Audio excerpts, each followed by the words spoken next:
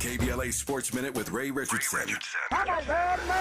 The Chargers and Rams got wins on the road Sunday. 4 interceptions by the Chargers defense sparked a 17-13 win in Atlanta. Rookie cornerback Tarheeb Steele returned one of the interceptions, 61 yards for a touchdown. The Chargers are 8-4. They're at Kansas City next Sunday night. The Rams are back at 500 after a 21-14 win at New Orleans. The Rams are a game and a half behind Seattle in the NFC West. The Lakers hung on for a 1-point win at Utah. Impressive double-double for LeBron and Anthony Davis, 33 points and 13 rebounds for AD. LeBron finished with 27 points and 14 assists. The Clippers beat Denver by 4. James Harden served up 39 points and 11 assists. The Big Ten Conference handed out a $100,000 fine to Michigan and Ohio State for the post-game brawl after Saturday's football game. The conference said the players involved would not be disciplined. No debates, no speculation, just the info you need. That's your KBLA Sports Minute. I'm Ray Richardson on KBLA Talk 1580. KBLA Talk 1580 invites you to join us in celebrating the season of giving by being part of the solution. As we enjoy great food, family, warmth, and well wishes in whatever our festive tradition may be, we share the beauty of the season by reaching out to the less fortunate. Please help us to help others with the KBLA Cover the Houseless Cozy Community Coat and Blanket Drive. All you have to do is drop off new or clean, gently used winter coats and blankets in the KBLA lobby during business hours. Now through December 20th, all of the coats and blankets will be donated to unsheltered individuals and families experiencing houselessness. Simply bring your donation to 4434 Crenshaw Boulevard in Los Angeles, near Vernon Avenue, from 9 a.m. to 5 p.m. weekdays. That's 4434 Crenshaw in historic Leimert Park. During the holidays and every day, let's remember, we keep us safe. We keep us warm. We are the safety net. And together, we can cover the unsheltered. Get caught up in the spirit of the season, the spirit of love. Make a difference with your friends at KBLA Talk 1580.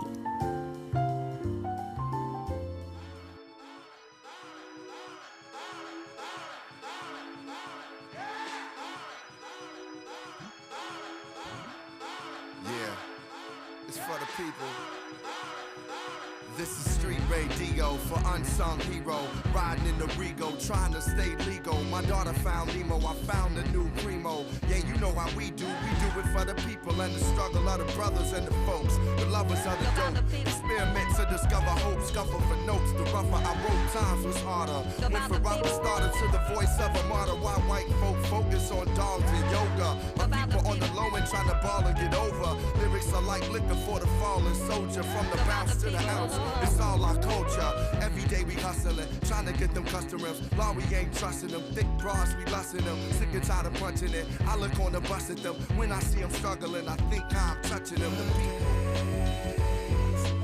About the people. About the people. About the people. About the people. This is street radio for unsung hero. I'm Tavis Smiley, and pleased to have you with us today. In this hour of our program, 2 conversations on the B side, as promised. A conversation with longtime civil rights activist Reverend Darrell Gray on the killing of Michael Brown 10 years later and the future of the racial justice movement in the era of Donald Trump. Where do we go from here? I was just talking to, in case you just tuned in, Nakima Levy-Armstrong, brilliant civil rights lawyer, about this case of Daniel Penny. Again, in case you are just now tuning in, Daniel Penny, of course, is the white former Marine who choked that brother, Jordan Neely, to death on the subway in May of last year. Closing arguments are in that going on right now, as a matter of fact, in New York, in that case today. And so here's another example of vigilante justice, the same thing we saw with Trayvon Martin. And so we are bracing ourselves for whatever the outcome in this case may be. But if Daniel Penny gets off here in this case, again, not that he needs it, but Donald Trump and those MAGA supporters are going to be more emboldened because they raised all the money for his defense in this case. This case of, again, choking out, murdering Jordan Neely on that subway. And so we'll talk again to Reverend Darrell Gray on the backside of this hour. about the killing of Michael Brown 10 years later, and see what he has to say about how we're going to navigate all these racial justice issues in the next 4 years of the Donald Trump era. That said, we commenced this hour with activist, professor, and author Joel Edward Goza on his latest book, Rebirth of a Nation, Reparations and Remaking America. We'll talk now about the importance of white America, about white fellow citizens getting involved in this movement. Congrats on the book, Joel. Good to have you on the program. How are you today, sir? Tavis, I am doing well. Deeply thankful to be with you today. It's my honor to have you. I should mention there's a foreword to this book by our friend and brother, the Reverend Dr. William J. Barber II. So when Barber does a foreword to your book, then you must be saying something, because we have great respect, for William Barber. I'll get into the book in a second here, Rebirth of a Nation, Reparations and Remaking America. But tell me where you think this movement sits right now as we are hurtling toward January the 20th, when Donald Trump will be the president once again. Is this movement stalled? Where are we now in this particular and peculiar moment of American history? Well, when you ask that question, I'm reminded of the Nobel Prize speech that Toni Morrison gave. Mm-hmm. And what she said in that speech is that, well, it is in your hands. And so we are in a moment now where the work of reparations, in my opinion, is more important than ever, because what the work of reparations is really about is it's about healing our nation. It's about creating the type of self-understanding that a healthy democracy requires.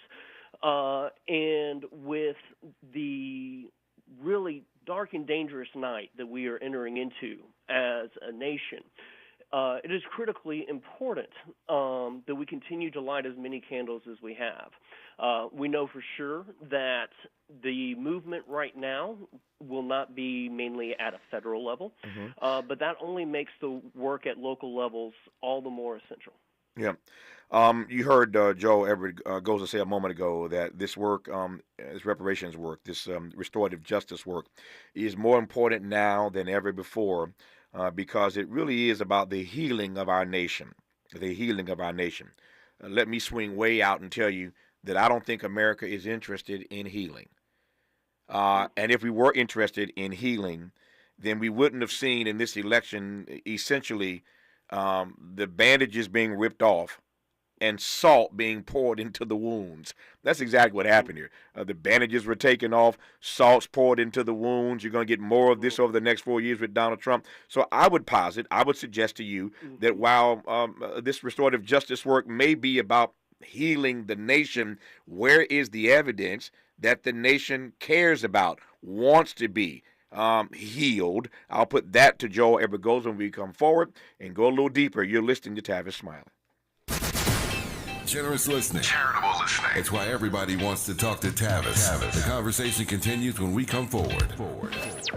Make a move into a home of your own. With City National Bank's Ladder Up Home Loan Grant, you could receive up to $20,000 that you never need to pay back. Use it toward your down payment, save on closing costs, or to buy down your mortgage rate. Find out more at cnb.com/ladderuphome. City National, here for every stage of the journey. Property must be in a qualifying market in California, New York, or New Jersey. Additional terms and conditions apply. Not all applicants will qualify. Terms are subject to change without notice. City National Bank is an equal housing lender. Member FDIC. NMLS number 536994.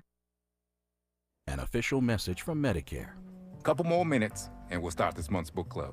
You know, I usually love a plot twist, but this year, I'm comparing my options during Medicare open enrollment. You can't assume your current health or drug plan is the best one for you. And you gotta make sure your drugs are covered. That's important. So is saving money. Review all your options at Medicare.gov. Open enrollment ends December 7th. Paid for by the U.S. Department of Health and Human Services. Oh no, stomach issues again? Stomach issues? Who are you? Your pancreas. I could be the real reason for your diarrhea, gas, bloating, stomach pain, or loose oily stools. I thought it was my stomach. People often do, but any of these symptoms could mean having a condition called exocrine pancreatic insufficiency, or EPI. With EPI, the pancreas doesn't release enough enzymes to break down food, but EPI is manageable. Use the symptom checker on identifyepi.com and speak with your doctor. That's identifyepi.com. Sponsored by AbbVie. KBLA Talk 1580 wishes you a Christmas season that is merry and bright. Happy holidays. Santa baby, just slip a sable under the tree for me. One thank you.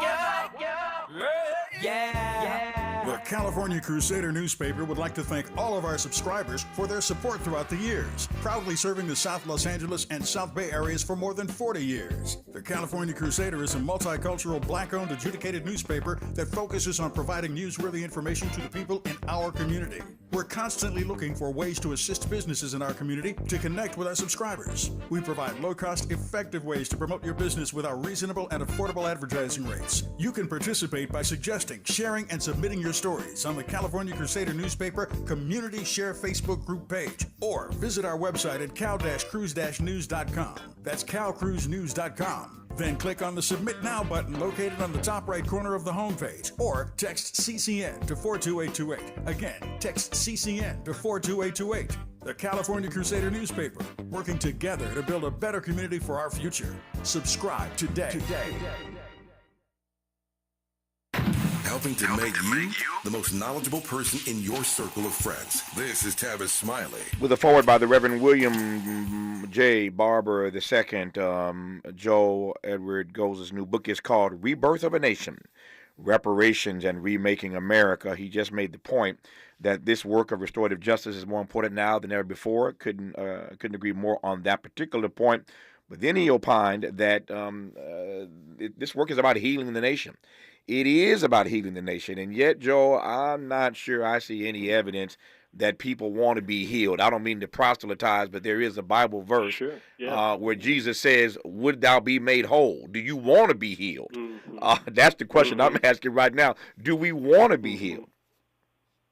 Well, I think the evidence obviously points to no. And that is what makes the night that we are entering so dangerous. But one of the things in this work that I had mentioned previously is that the work of lighting candles. Mm-hmm. And one of the ways I think that we light candles is we remember those who went before us. And we think about the work that Frederick Douglass did, the work that Ida B. Wells did, the work that the Boys did. Mm-hmm. And they did it in a nation that refused to be healed, that refused to listen to them, and yet they continued to do the work that was required to keep the candle burning. And in unexpected ways, there came times of national transformation that did end up happening. And so when I think about the work of reparations, I am thinking about the long game work of the democracy that we are creating in the future.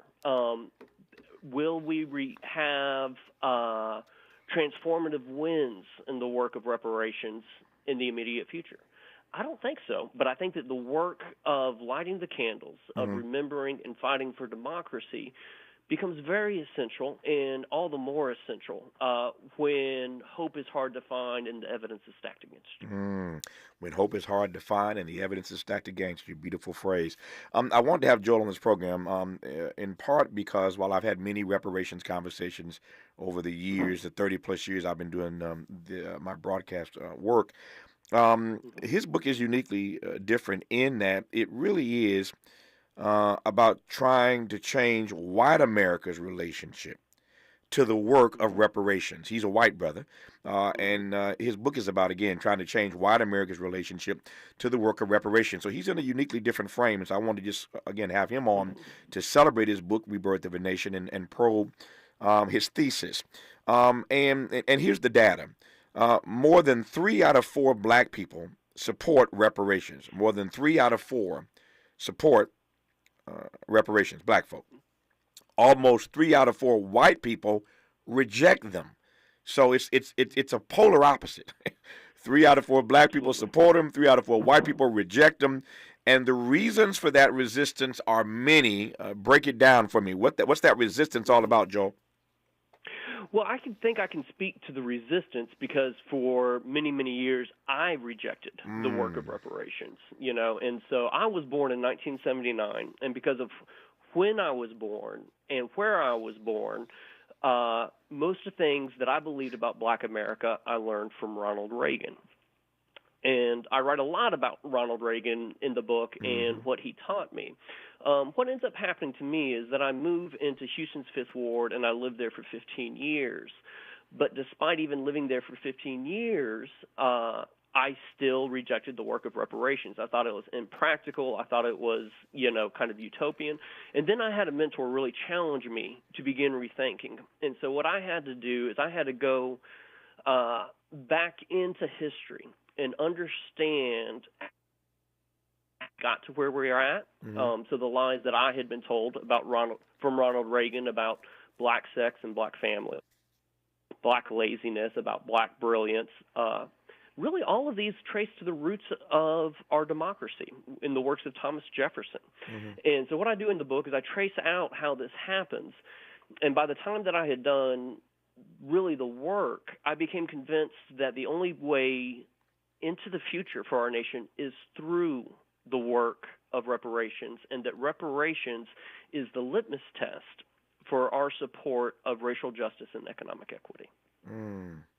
Tell me more about that last part. That notion that this is reparations, that reparative justice is the litmus test. Tell me more. Well, what becomes clear is that the racial wealth gap that we have is from a long history of racial crimes. The crimes that slavery began, we continue to perpetuate, and we perpetuate them based off of the mythologies that once justified slavery. And so when you know the history, when you know the crimes that we have committed and that we have chosen to perpetuate, we can provide a rock-solid case for the need of reparations. But if you ask why our nation has never produced economic equity and has never produced racial justice, it is because we explicitly designed our nation to protect against both. And until we overcome this resistance, we will never have an interracial and equitable democracy that so many people say that they desire, but that we have yet to put in the work to fully realize. I started this conversation, Joel, as you recall, by asking you whether or not reparations essentially is on life support, given that we're entering into an era where Donald Trump goes back to the White House. We've seen his cabinet picks nominees to run these departments. None of them really care about diversity, equity, and inclusion. That's abundantly clear.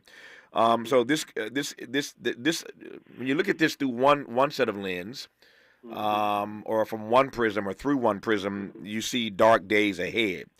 But what you argue in the book, exactly. But what you also argue in your book, though, is that there are periods of political turmoil and conflict in our country's history that make this moment, this dark moment, ripe for advancement. So you've taken a different tactic, a different approach in the text, which is not one of there are dark days coming, woe is us, but that but that history again is filled with political history. American history is filled with moments like these of turmoil and conflict, where again we can spring forward. Tell me more about that frame and why you believe this might be one of those moments.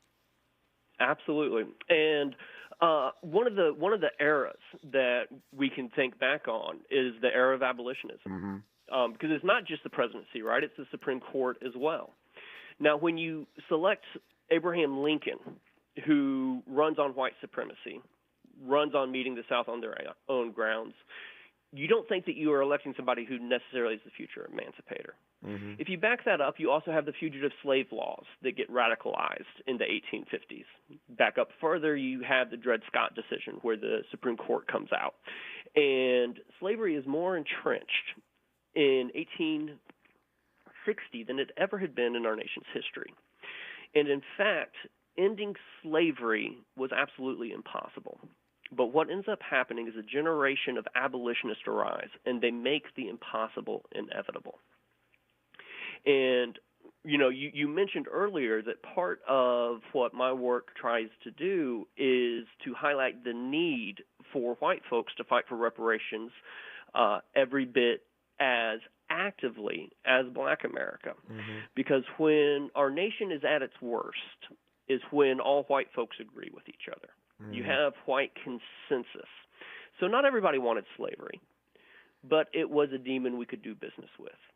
Not everybody wanted segregation, but it was a demon that the entire nation found consistence on and did business with. Go to mass incarceration, and poverty, you have the same story. The place that we are at in our nation right now is where Donald Trump has shattered the consensus of American politics that really began during Ronald Reagan. And as long as there is not white consensus, as long as we don't enter into the work of self-censorship, as long as we continue the struggle, we never know when the type of hopes that we've had for all of our His name is Joel Everett Goza. His book is called The Rebirth of a Nation, Reparations and Remaking America. In case you've just tuned in, his book is uniquely different in this reparations conversation, this conversation about reparative justice, because he's trying to get the good white folk to change their relationship to the work of reparations. And so I'm pleased to have him on this program for another 10 minutes or so here. So one of the things that stops people dead in their tracks, as you well know, when it comes to a conversation about reparations is the money. It's too much money. We can't afford it. Only folk who own slaves should be held responsible. All the arguments that you have heard and you take head on in your book, Rebirth of a Nation. I want to come to this money piece because this fascinates me, and I think you're right about this, that America can print money when we want to. I mean, we go to Ukraine or other places around. When stuff happens, we need to print money. We will print some money. We act broke. We act broke any other time when it comes to certain issues that matter to poor people and the working class in this country. We can't find money, but when we need money, we will print it. But you argue that the money piece really isn't the hardest piece here. The hardest piece here is what you refer to as a moral and spiritual reckoning that the nation has to go through. Tell me why you think that's harder than the money piece. Well, on the money piece, when billionaires tell you they can't afford something, we know that we've got to question that, right? Right. And when we look at the money piece, there is literally about a $68 trillion transfer of wealth that is going to be happening over the next 20 years between wealthy boomers and their generation. So the money is there. It has been accumulating, and in fact, the reparations movement wouldn't exist if there wasn't the money there. But when we talk about what is really hard, what becomes really hard is to look at ourselves and wrestle with our own identity and our own place within this crime. When those that we have long idolized prove to be very human, very flawed, and have committed crimes for which people have had to pay with their very life. And it's this work of repentance and the need for this difficult types of changes that must come to our nation. That is what we try to avoid. And, we have been able to think of our nation for so long as the light on the hill, rather than understanding our nation as a very flawed and complex nation with some crimes that we're continuing to perpetuate. Yeah. I would call you, and I say this this is a compliment, not in any way a diss. I would call you an enlightened white brother in many respects, but on this issue, certainly, you are an enlightened white brother. But you've made the point to this audience and to me that part of the reason for that enlightenment is that you were in Houston's 5th Ward for 15 years. Which leads me to ask, and that's just in Houston, say nothing of your time in Kentucky, of course. So you got Texas, you got Kentucky, I get it. You are living and working inside of black communities. Living and working inside of black communities. You see where I'm going here. America, in many respects in 2024, is as segregated as it ever was.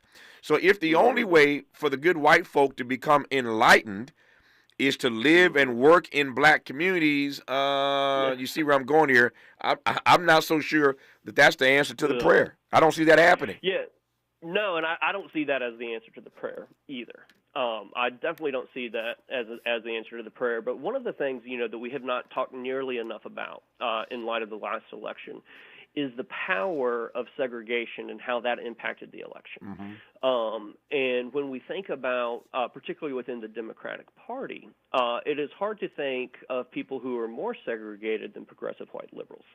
And what that has ended up doing is positioning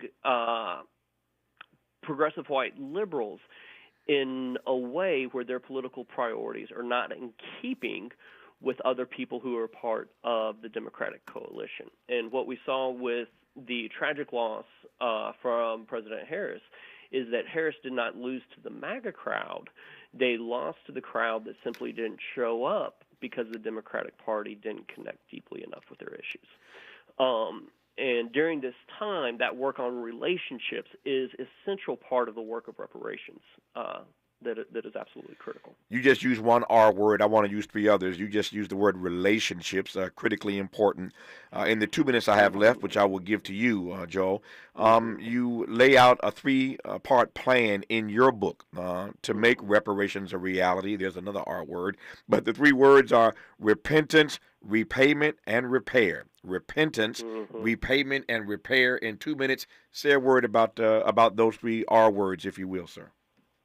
Absolutely. Well, repentance is the work that we have to do in order to transform our political possibilities. The work of repayment is the work that we have to do in order to heal the nation's wealth gap. But as we know, the wounds that racism has left behind go much deeper than the racial wealth gap. And what repair becomes is transforming the very aims of our democracy and committing our nation to the work of economic equity and racial justice.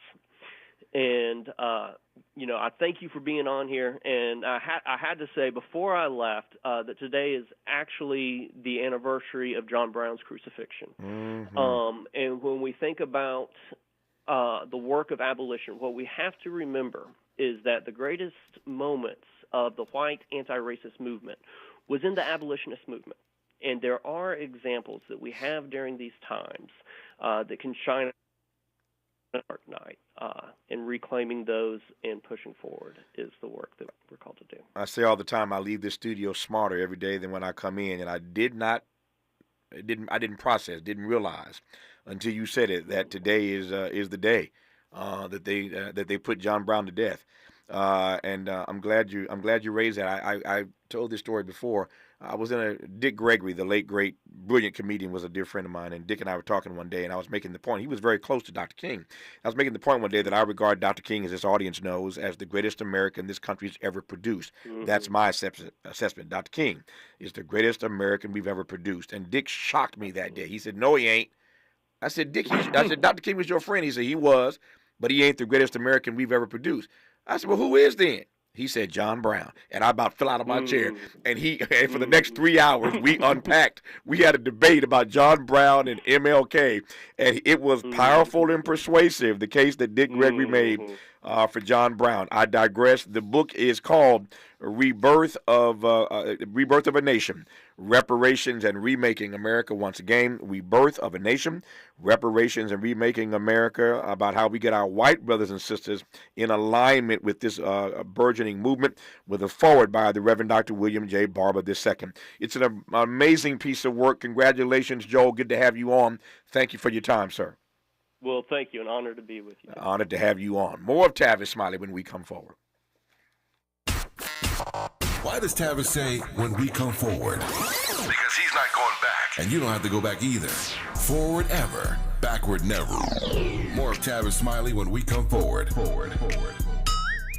Paid for by government.com. Did you know the United States Mint has issued a new Morgan silver dollar coin in proof condition for the first time? Not only that, they are also minted in 99.9% pure silver for the first time ever in history. Coin experts are calling this an amazing opportunity for anyone that knows the enduring popularity of Morgans. But you must hurry. Only 400,000 of these legal tender silver dollars were issued. These first ever Morgan silver dollars are brand new with stunning mirror-like finish, Minted by the iconic San Francisco Mint. Call now and you're guaranteed a new first ever 99.9% pure silver proof Morgan dollar. To learn more, call 1-800-973-9717. If you order now, you will receive a free coin collector bonus pack, a $25 value, free with every order. Call 1-800-973-9717 now to secure your new Morgan silver dollars before they are gone. That's 1-800-973-9717.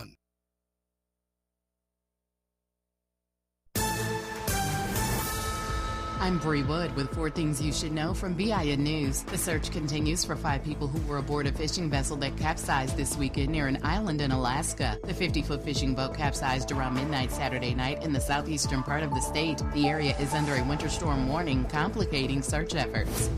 Spring Hill, co-founded by LeBron James, lost nearly $30 million last year and has never been profitable. The company plans to merge with Fullwell 73, aiming for profitability by the end of next year. A new study by Emory Sports Cardiology Program found black athletes are 5 times more likely to die of sudden cardiac arrest than white athletes. Published in The Lancet, the study suggests genetics may not explain this disparity and calls for more research. And Moana 2 is the new holder of the Thanksgiving box office record. The animated sequel made $221 million over the 5-day holiday period. Get BIN News on demand 24/7 at BINnews.com. Want to save up to 50% on new blinds? Blinds.com offers custom-made blinds, shades, and shutters at prices far less than big box retailers. And right now, save up to 50% off through December 10th during our Cyber Week sale. Blindster.com. This is the KBLA Sports Minute with Ray Richardson. The Chargers and Rams got wins on the road Sunday. 4 interceptions by the Chargers defense sparked a 17-13 win in Atlanta. Rookie cornerback Tavis still returned one of the interceptions, 61 yards for a touchdown. The Chargers are 8-4. They're at Kansas City next Sunday night. The Rams are back at 500 after a 21-14 win at New Orleans. The Rams are a game and a half behind Seattle in the NFC West. The Lakers hung on for a 1-point win at Utah. Impressive double-double for LeBron and Anthony Davis. 33 points and 13 rebounds for AD. LeBron finished with 27 points and 14 assists. The Clippers beat Denver by 4. James Harden served up 39 points and 11 assists. The Big Ten Conference handed out a $100,000 fine to Michigan and Ohio State for the post-game brawl after Saturday's football game. The conference said the players involved would not be disciplined. No debates, no speculation, just the info you need. That's your KBLA Sports Minute. I'm Ray Richardson on KBLA Talk 1580. If we're the ones disproportionately impacted by these climate catastrophes, why should we be silent? Turning up the volume all year long on the climate conversation with KBLA Talk 1580.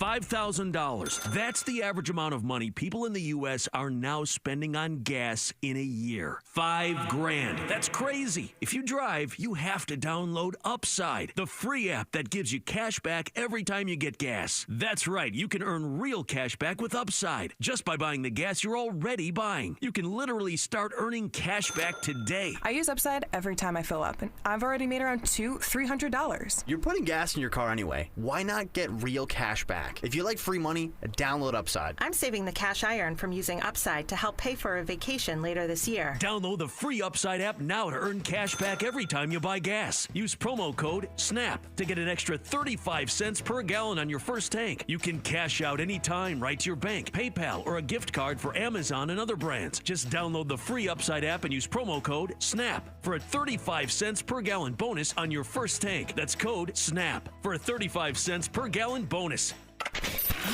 We've got a lot to talk about. I'm Reverend Gerald, the life coach. Is someone you love struggling with addiction and mental illness? Is improving your family's health important? Want to leave a legacy that your family can grow? Are you ready to enhance your perception of life experiences? Then wake up weekends at 7 a.m. with Urban Family Focus and get the wisdom, opportunity, resources, and motivation to live your best life. Join the conversation on Urban Family Focus Saturday and Sunday at 7 a.m. Unapologetically progressive. KBLA Talk 1580. We've got your black. If you're living with dry age-related macular degeneration or dry AMD, you may be at risk for developing geographic atrophy or GA. GA can be unpredictable and progress rapidly, leading to irreversible vision loss. Now there's something you can do to slow it down, get it going slower. Izervay is proven to slow GA progression. Izervay gets GA going slower. Izervay or avacincaptad pagel is a prescription eye injection used to treat GA. Don't take it if you have an infection or active swelling in or around your eye. Izervay can cause eye infection, retinal detachment, or increased risk of wet AMD. Izervay may temporarily increase eye pressure. Your vision may be impaired after an eye injection or exam. Don't delay. Ask your doctor about Izervay today. Izervay gets GA going slower. Visit Izervay.com. That's IZERVAY.com. Made fresh daily in Leimert Park, Los Angeles, California. You're listening to Tavis Smiley. Please be joined now by longtime civil rights activist, the Reverend Darrell Gray, for a conversation about the killing of Michael Brown 10 years later. We were talking earlier in today's program, in case you've just tuned in, about the case of Daniel Penny. This is the white former Marine who choked to death Jordan Neely on that subway in New York in May of 2023. Closing arguments in that case today, so we are bracing ourselves for a verdict. We, in the next few days, I suspect, if not sooner. We've seen these vigilantes get away with this before. I'm thinking now of Trayvon Martin. There are many others. And so here we are on the eve of Donald Trump going back to the White House. And there's some serious conversation to be had about what the future of racial justice looks like, the racial justice movement looks like, or not, over the next 4 years. And it is only, I think, by looking backward that we can see where we're headed, front-facing. And so here we are, 10 years after the murder of Michael Brown. And there have been some mortal dangers faced by some of these Ferguson activists. And I'm pleased to have Reverend Darrell Gray on to talk about what these last 10 years have been like. Reverend Gray, how are you today, sir? I am fine. Thank you very much, Mr. Smiley. It is a pleasure and an honor to be with you, and you do some mighty amazing work, and this country is better because of journalists like yourself. You were kind to say that. I appreciate it, and we are better because of the work and witness of people in the streets. I'm in the studio, you in the streets, and I appreciate it. We both have a role to play, and I'm glad we are blessed to do what God, I think, has called us to do. Let me just start broadly speaking, and then we'll narrow it to what these last 10 years have actually been like. But when you think about the fact it's been a decade since the killing of Michael Brown, I don't need to color this question much more than that. Give me the good, the bad, the ugly. What do you see 10 years later? Well, I'm reminded of a phrase that a good friend of both of ours used to say, the late Reverend Dr. Joseph Lowry. Oh, yeah. Everything has changed, but nothing has changed. The reality here in St. Louis is that we've seen some progress, to be honest. Black mayor, we have a black mayor. We have two black. We've had two black circuit attorneys since the death of Michael Brown. We've had a black police chief in Ferguson. Actually, we have one there now. We've been able to develop civilian oversight boards in the city of St. Louis to monitor what police do, and a detention facility oversight board to monitor what happens within our jail. One of the young activists, Congresswoman Cori Bush, who came out of Ferguson, as you know, was elected to Congress. We've had at least 3 or 4 local activists who have been elected either to city government or state government. And so everything has changed in that regard. And those things have been positive. We've been able to make sure that the death of Michael Brown has not been in vain. And so we continue to talk about criminal justice reform, police reform, and we have a better dialogue, Mr. Smiley, than we did 10 years ago. That being said, we still have a disproportionate number of black men in jail. We still have a disproportionate number of black men victims of stop and search. We're still over-policed. The criminal justice system the system itself has not changed. To date, we have 800 black men in city jail. in St. Louis and 1,200 in county jail in St. Louis County. And so the reality is we've been able to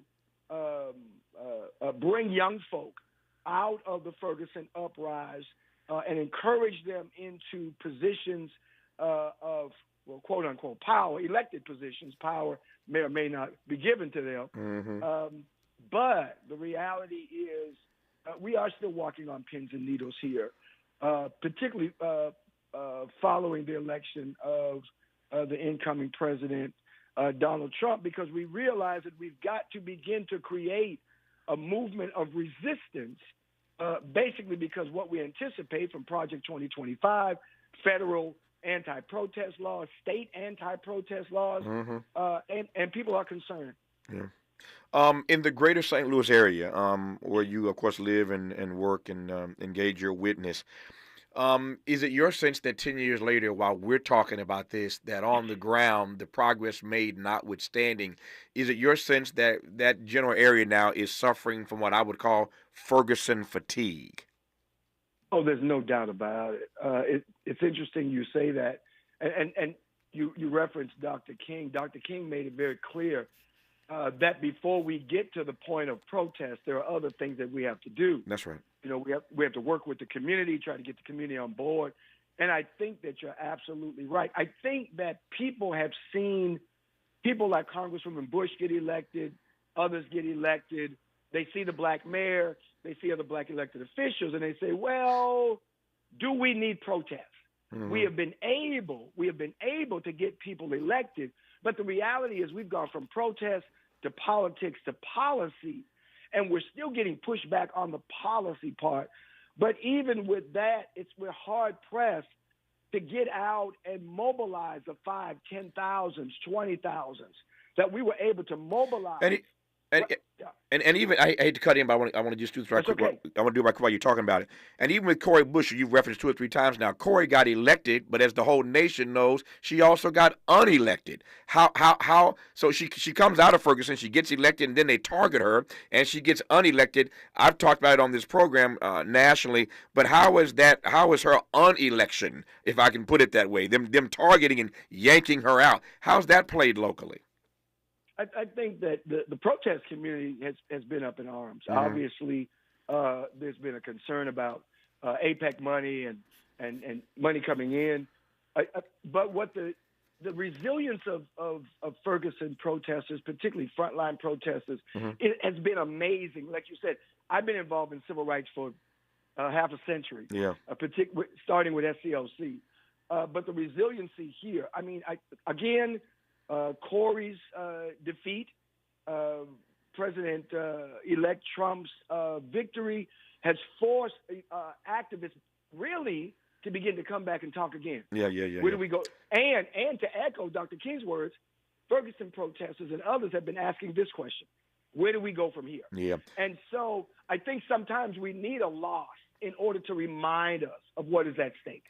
SCLC, you referenced a couple of times in this conversation, as you students of King know, is the only organization that Dr. King founded in his lifetime. For all that King did, he only founded one organization. And that organization is the Southern Christian Leadership Conference, later led by the aforementioned or earlier mentioned Reverend Joseph Echols Lowry. And you heard Reverend Darrell Grace. That's where he got his start, working with SCLC. When we come forward, there have been a number of death threats.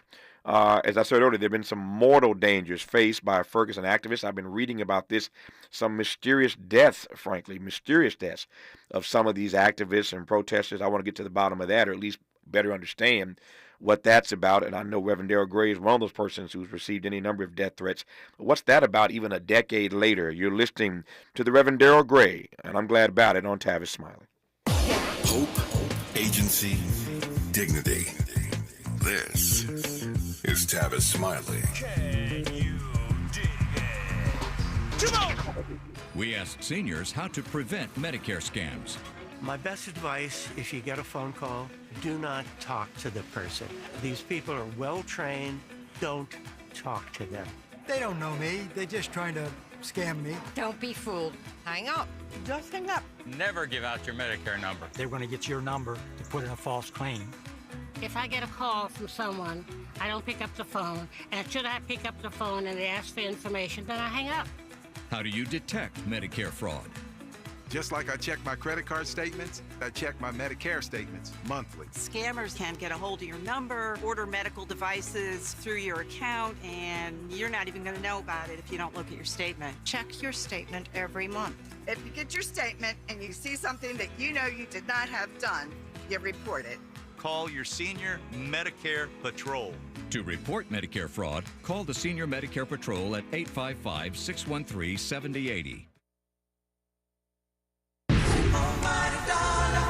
Are you an entrepreneur looking to take your business to new heights? KBLA Talk 1580 is your partner in success. Every day, we celebrate and elevate Black-owned businesses across our community. Our KBLA SMB Marketplace currently features The Cookie Dip, Badass Bakes, Hair Concoction, Higher Education Accreditation Consulting, LACC Radiology Technology Department, and Malik Books. Your business deserves to be heard. Let KBLA Talk 1580 amplify your voice and connect you with our powerful community of listeners. Email smb@kbla1580.com today. That's smb@kbla1580.com. At KBLA Talk 1580, we've got your flag.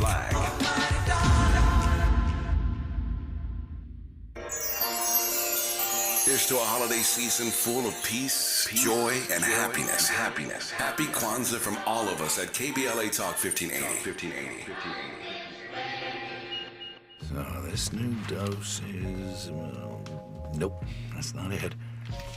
The price is nowhere to be found. Mr. Green? Hi, it's all good. We've got this.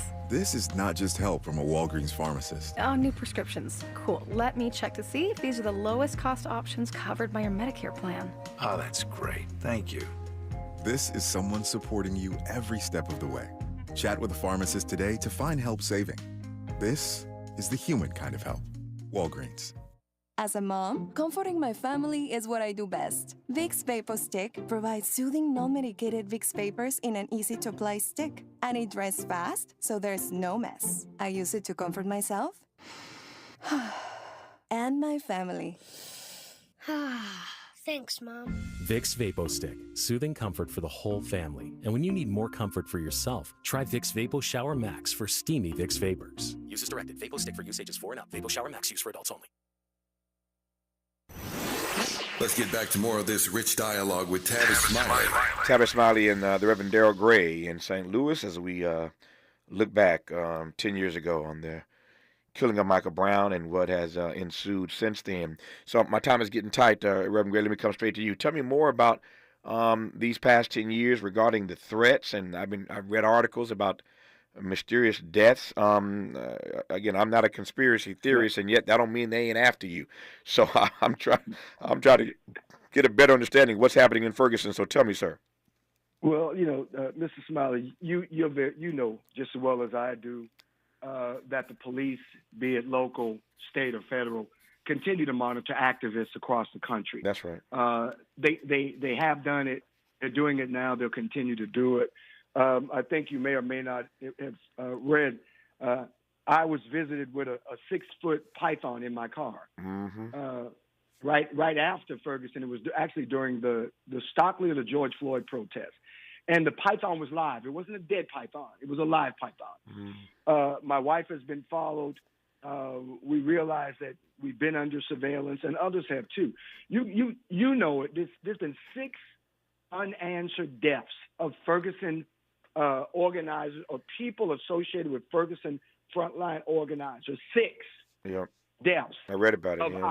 Of either activists themselves or family members of activists. Some of them in the same manner, found in a torch car, shot, and then put in the car, and the car has been burnt. Of at least 2 of them, we've had 3 family members who allegedly hung themselves. So the reality is this. You've got 6 people all related to Ferguson protests who died mysterious deaths. You've got pythons and surveillance and all that. And so the reality is to activists across this country, this is what we endure. Mm-hmm. This is what we live with. This is what we live through. And it becomes more and more real, and it's going to become even more real under Donald Trump's administration. It's going to become even more real. Does that kind of activity begin to have a chilling effect on the activism? Yes, it does. And you've got more and more activists, unfortunately, who find themselves having to be armed, who find themselves having to be armed. And for me, coming out of SCLC and believing in nonviolence, the reality is, and I won't tell too much of my business as I smile, Mr. Smiley, but I'm like Malcolm. We're gonna protect our communities by any means necessary. But I am a Baptist minister. But most of the activists that I work with, they are legal. They're walking legal. The problem with that becomes that when you get into a situation, particularly in St. Louis and throughout Missouri, where you have 20 active white supremacist organizations in the state of Missouri alone, then there is a concern. There's a concern about innocent bystanders. There's a concern that anything can go wrong. And when you have these anti-protest legislation that basically allows people to drive into a protest, allows somebody else. If I see a protester going into a building that's not my building, I can go in and try to apprehend that protester. I mean, stuff like that. Well, those things become real. It is stuff like that. Now we're quoting Quincy Jones. Stuff like that. When we come forward, it's stuff like that I want to probe in our remaining moments with Reverend Darrell Gray. I said earlier that one of the reasons why I wanted to have him on was not just to look back at the murder of Michael Brown 10 years ago, what's happened since then, but also to try to face forward and to imagine what the future of the racial justice movement looks like in the era of Donald Trump. And you heard him say it a moment ago. There is a significant amount of anti-protest legislation being advanced. It's written into Project 2025. Donald Trump denounced it when he ran. Now they're embracing it with a big squeeze. So there is, there's. It seems to me, back to my earlier word, chilling.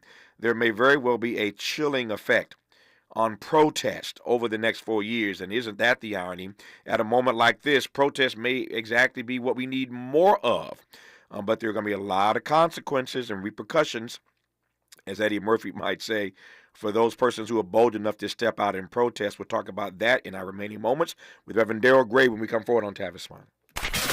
What's your quarrel with the world? You're listening to Tavis Smiley. If you're like me, 60 and retired, making ends meet, especially here at the supermarket and drugstore, is tough. I'm so blessed to have found benefitscheckup.org. It's a free and confidential website from the National Council on Aging that connected me to $1,200 a year in programs that help pay for food, medicine, utilities, and more. Maybe it can help you. benefitscheckup.org. You know where you want to go in life, and City National Bank can help. City National knows the dedication it takes to build your vision for the future into a reality, and our team is here for you. We have a wide range of options to help, from personal savings accounts to interest-bearing money market savings accounts and more, all designed to help you get where you want to go. City National, here for every stage of the journey. Learn more at cnb.com. City National Bank is a subsidiary of Royal Bank of Canada, member FDIC. Hey there, Los Angeles. This is James Lucky Jr., publisher and editor of Los Angeles News Observer. Are you hungry for news that matters to you in the African-American communities of Los Angeles? Well, buckle up, because we got the scoop you've been craving. Stay in the know and never miss a beat with our free weekly publications conveniently available near you. Or hop on the digital wave and become an exclusive subscriber at OGNSC.com. Don't forget to join the party on Instagram and Twitter at OGNSCINC for behind-the-scenes access and sizzling updates. No more FOMO. Let's stay informed, connected, and empowered together. KBLA Talk 1580. We've got a lot to talk about.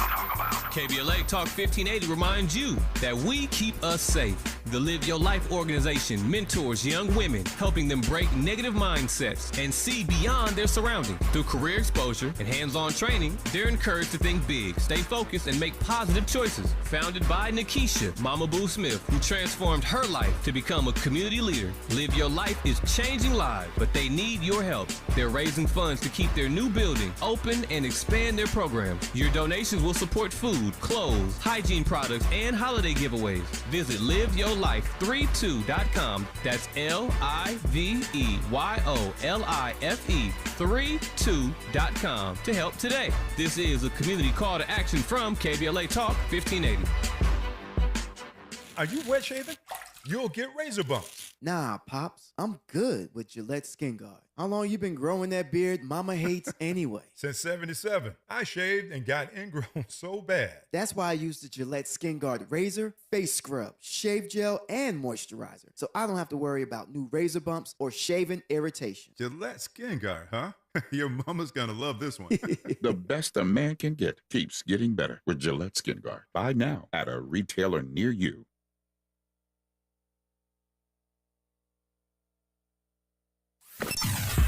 Sometimes he fails at fitting in, but we're okay with that. You're inside the Tavis Smiley Show. You are indeed for just 3 more minutes. 3 more minutes with a longtime activist, Reverend Darrell Gray, out of St. Louis. Pleased to have him on this program for these next few minutes here. So you set the frame for me. I want to give you a chance just to share your own thoughts and warnings, if you will. Concerns about the future, but I'm reading this legislation. I'm looking at Project 2025. I see the folk who are coming into power in Washington, as we all do, and my sense is that there may be a chilling effect on protest over the next 4 years in this Trump era. That's my read. What's yours, Reverend Gray? No, I agree with you 100%. And I tell you the irony, Mr. Smiley, is that America was born in the protests of 1765 to 1776. Mm-hmm. That's the irony. America was born in that.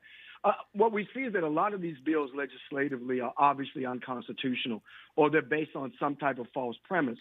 So a lot of those bills are unlikely to be passed.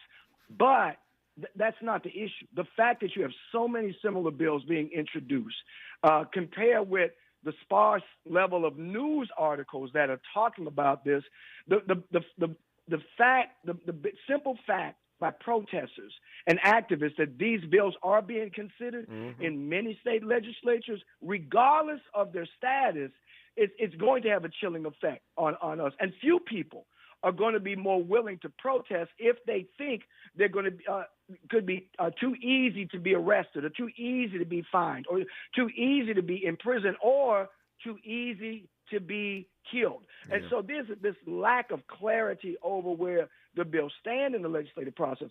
But we've talked. So you've got organizations like Live Free. You've got organizations like Faith in Action. You've got the BLM movement that's beginning to kind of reemerge around this, resistance to Trump. There was a meeting of activists here in St. Louis a couple of weeks ago. Man, we had over 1,200 activists here. And so we're beginning now to kind of strategize. Yeah. But we realize that a lot of the work is going to be done in state capitals. Yeah. A lot of this work. Yeah, the final irony here, which I think will not be lost on you, is that at this moment where we see all these bills being advanced in Congress and beyond, that would allow for a sort of crackdown on protest over the next 4 years. We see Donald Trump pledging to release all the January 6th protesters, right? If that isn't the ultimate irony, I don't know what is. They're going to crack down on protests over the next 4 years in many respects, but they're going to free those persons who, air quotes, protested at the Capitol. We call it an insurrection. They call it whatever they want to call it.